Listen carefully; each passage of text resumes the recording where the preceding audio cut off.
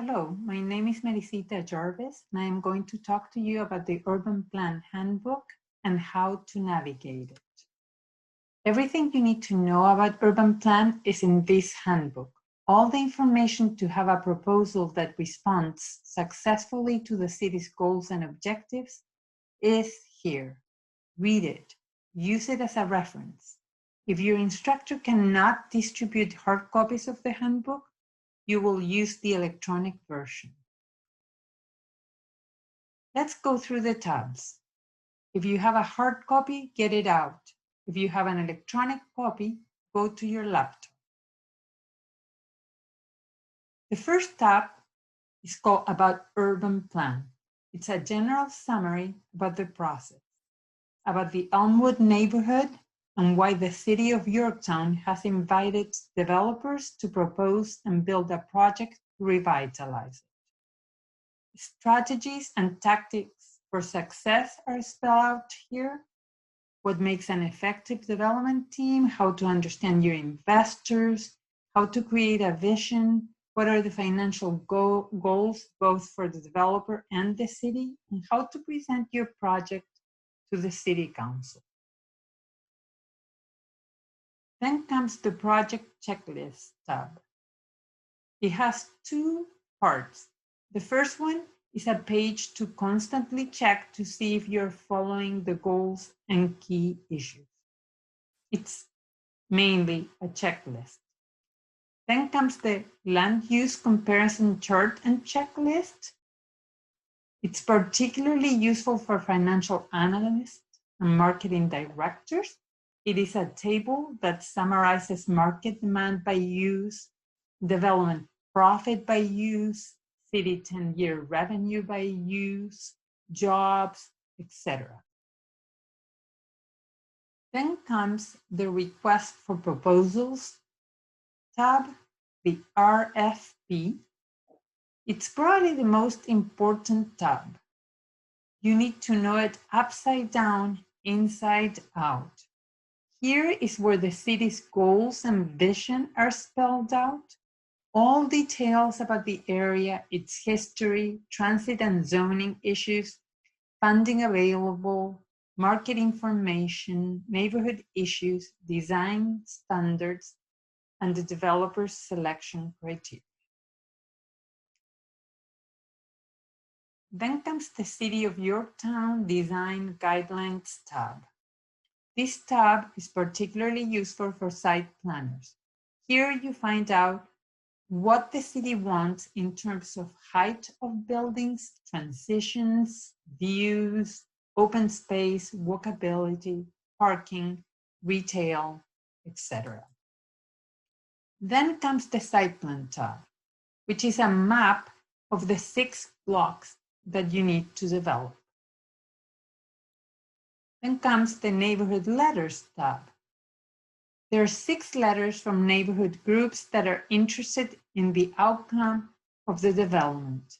It is very important for the neighborhood liaison to read the letters and reread them. The more the neighborhood liaison do that, the more information they can draw out of them, and the more they can inform their team of what are the potential risks of not doing what the groups want. Then comes the community interest letters tab.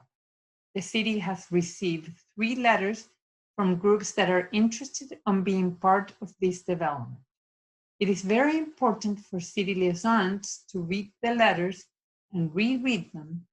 The more familiar they are with them, the more information they can tell the group about whether these groups will help you carry out your vision or not, whether the city will be satisfied if you include them or if you don't. Then comes the existing buildings tab. Here you find information about the 3 existing buildings, design and site planning, information like the footprint, square footage, height, and parking issues, about how can you reuse the space in these 3 buildings, what are the permitted uses, What is the market demand for the uses allowed? What is the potential profit for the developer? And the potential 10-year value for the city. Next comes the New Buildings tab. Here is where you read details about each new buildings, about what types of business are interested in each new building, what is the market demand for each of them, what is the potential profit for the developer and revenue for the city from them, information about design like footprint, square footage, height, and parking requirements. Then comes the Building Tools tab, which is a quick reference and overview about each of the uses. Here you find summarized information about existing buildings, new buildings, and open space. Then comes the Financial Model tab. It's an overview. Both Excel and Google Sheets work well with the financial model. There are several tabs or worksheets in the model. The first two are the development by block worksheet, and the other one is the use allocation worksheet. In these two, you input the information of the uses that you build. Then comes the construction cost worksheet, which is all about the construction cost of the uses you build. The jobs worksheet tells you about the number of jobs created by each of the uses. The market worksheet tells you about the market demand of each use and how long it takes to sell or lease that particular use.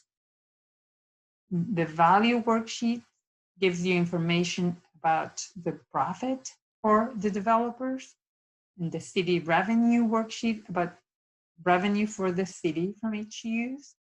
And the summary sheet is basically a summary, a financial summary of your development. Then comes the roles tabs. There are 5 tabs, one for each of the roles: a city liaison tab, a financial analyst tab, a marketing director tab, a neighborhood liaison tab, and a site planner tab. To become an expert on your role, you need to read carefully the information about it. You will need to go back to your role tab often. Then comes the presentation tab. Here is where you find all the information to prepare for the city council. And the last tab is the glossary tab. Here is where you find the definition of words and concepts that may not be familiar to you that are used in UrbanPlan. Whenever you find a word in the handbook that you do not understand, it is very likely that its definition will be in the glossary. And that's all for the handbook overview. I hope you become very familiar with it. You will need to read it all the time and have it right next to you throughout the UrbanPlan project. Thank you for listening.